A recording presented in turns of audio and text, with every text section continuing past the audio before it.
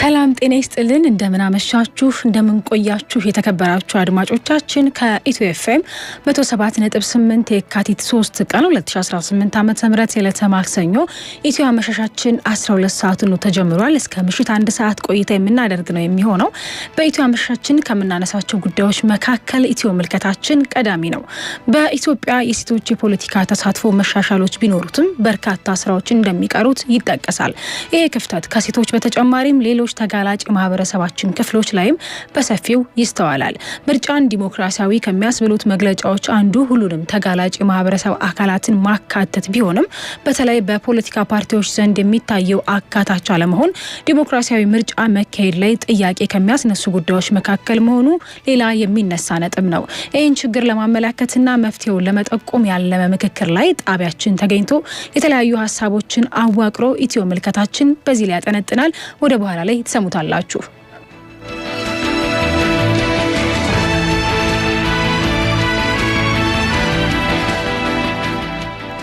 ሌላው ባጫጭር ዜናዎቻችን ከምንነግራችሁ መካከል ደግሞ ከሀገር ውስጥ ለሰባተኛው ሀገራዊ ምርጫ ብልጽግና ፓርቲ የምርጫ ምልክቱ የስንዴ ነዶ መሆኑን አስታውቋል። ከውጭ ምንጮች ካገኘናቸው ዜናዎች መካከል ደግሞ የእስራኤል ወታደሮች በደቡብ ጋዛ ፊሊስጤማውያንን ገድለዋል ተብሏል።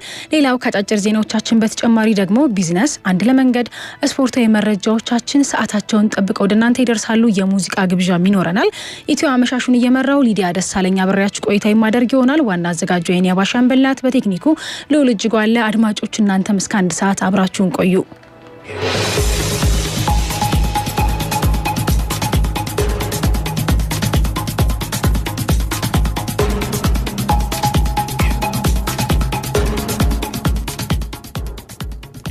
ቀዳሚ ወዳደረግነው ወደ ሀገር ውስጥ መረጃዎች እናልፋለን። የአፍሪካ ሀገራት ቀውስን የሚቋቋሙበትና ተጋላጭነትን የሚቀንሱበት ዘላቂ የፋይናንስ አቅርቦት ቋት እንዲፈጥሩ የኢትዮጵያ ብሔራዊ ባንክ ገዢ ኢዮብ ተካልኝ ጥሪ አቅርበዋል። በማደግ ላይ ያሉ ሀገራት ኢኮኖሚን አስመልክቶ የተዘጋጀ ዓለም አቀፍ ኮንፈረንስ በሳውዲ አረቢያ አሉላ ከተማ ተካሂዷል።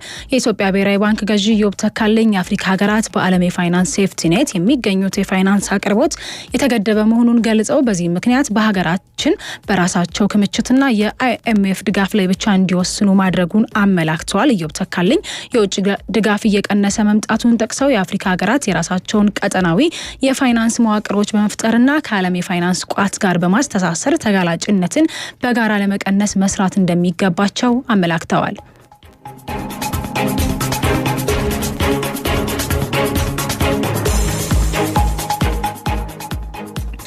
የአፋር ባህላዊ ዳኝነት ስነ ስርዓት አፍሪ መድአ በመንግስታቱ ድርጅት የትምህርት የሳይንስና ባህል ተቋም ዩኔስኮ ለማስመዝገብ በሰመራ ከተማ የውይይት መርሃ ግብር እየተካሄደ ነው። አፋር መድአ በአፋሮች ዘንድ ከጥንት ጀምሮ ሲተገበር የኖረ ባህላዊ ዳኝነት ሲሆን በክልሉ ፍርድ ቤት እውቅና ተሰጥቶት ሊተገበር የሚችሉ ተግባራት መከናወናቸውም ተገልጿል። በአሁኑ መድረክም ከክልሉ አልፎ የዓለም ቅርስ ሆኖ እንዲመዘገብ የሚያስችሉ ጥናታዊ ጽሁፎች ቀርበው ውይይት የሚደረግበት መሆኑም ተገልጿል።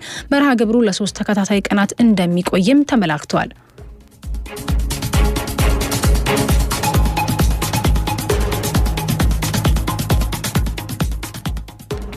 ለሰባተኛው ሀገራዊ ምርጫ ብልጽግና ፓርቲ የምርጫ ምልክቱ የስንዴ ነዶ መሆኑን አስታውቋል። በዛሬው ዕለት ብልጽግና ፓርቲ ለሰባተኛው ሀገር አቀፍ ምርጫ የመወዳደሪያ ምርጫ ምልክቱንና ማኒፌስቱን በዋና የፓርቲው ጽህፈት ቤት ይፋ አድርጓል። የፓርቲው የምርጫ ቅስቀሳ ሂደትን በይፋ መጀመሩን ዛሬ እየተካሄደ ባለው መርሃ ግብር ላይ ተነግሯል። በመድረኩ ለሰባተኛው ሀገራዊ ምርጫ የመወዳደሪያ ምልክቱን ተምሳሌት አስመልክቶ በተሰጠው ማብራሪያ ምልክቱ የመደመር የትብብርና የአንድነት ተምሳሌት ነው ሲሉ ፓርቲው ገልጿል። ብልጽግና ፓርቲ ዋና ጽህፈት ቤት ኃላፊ አደም ፋራ ሀገራዊ መግባባት ለመፍጠር መትጋት የምርጫ ማኒፌስቱን እሳቤ ነው ሲሉ ገልጸዋል። አቶ አደም ፋራ ፓርቲው በሚቀጥሉት ዓመታት ሊፈታቸው ከያዛቸው ችግሮች መካከል ግጭቶችን በዘላቂነት መፍታት፣ የሽግግር ፍትህ ስርዓትን መዘርጋትና የመልካም አስተዳደር ችግሮችን መፍታት መሆኑን በመድረኩ ተናግረዋል።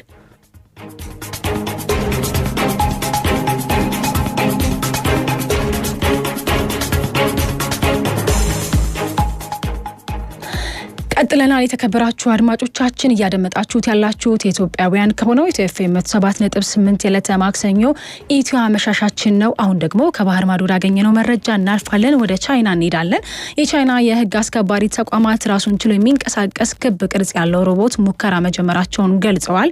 ይሄ አርቲጂ የተባለው ሮቦት መረብ መወርወሪያ፣ አስለቃሽ ጭስ ቦምቦችና የድምጽ ሞገድ መበተኛዎች የታጠቀ ሲሆን ለህግ አስከባሪዎች ጥቆማ በመስጠት ወይም ተጠርጣሪዎችን ራሱን ችሎ በቁጥጥር ስር መዋል ይችላል ነው የተባለው። በመሬትና በውሃ ላይ በሰዓት እስከ 35 ኪሎ ሜትር መሽከርከር የሚችለው ይሄ ሮቦት እስከ 4 ቶን የሚደርስ ግጭትን የመቋቋም አቅም አለው። ዘመናዊ ሰው ሰራሽ አስተውሎት ኤአይ በመጠቀም ወንጀለኞችን መለየት፣ በቁጥጥር ስር መዋልና የከተማ ጥበቃ ስራ የሚሰሩ ሲሆን የህዝብን ደህንነት ለማስጠበቅ የህግ አስከባሪዎችን ያግዛል ነው የተባለው። እንደ አርቲጂ ያሉ ሞዴሎች የፖሊስ ስራ ወደ ሮቦቲክስ ቴክኖሎጂ እየተሸጋገረ መሆኑን የሚያሳዩ ምልክቶች ሲሆኑ ወንጀልን በመከላከል ረገድ የተሻለ ደህንነትና ቅልጥፍናን ያመጣል ተብሎም ይጠበቃል።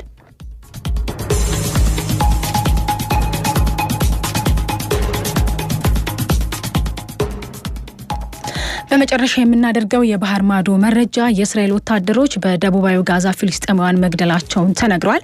ዛሬ ረፋድ ላይ በማዕከላዊ ጋዛ በእስራኤል በደረሰ ጥቃት 3 ፍልስጤማውያን ተገድለዋል። የሕክምና ምንጮች እንደተናገሩት የሱፍ ናስር አልሪፍ የተገደለው በእስራኤል ጦር ከካን ዩኒስ በስተሰሜን በኩል ነው ተብሏል። ድርጊቱ የተፈጸመው በእስራኤል ጦር ቁጥጥር ስር በሌለው አካባቢ መሆኑን ምንጮች ጠቁመዋል።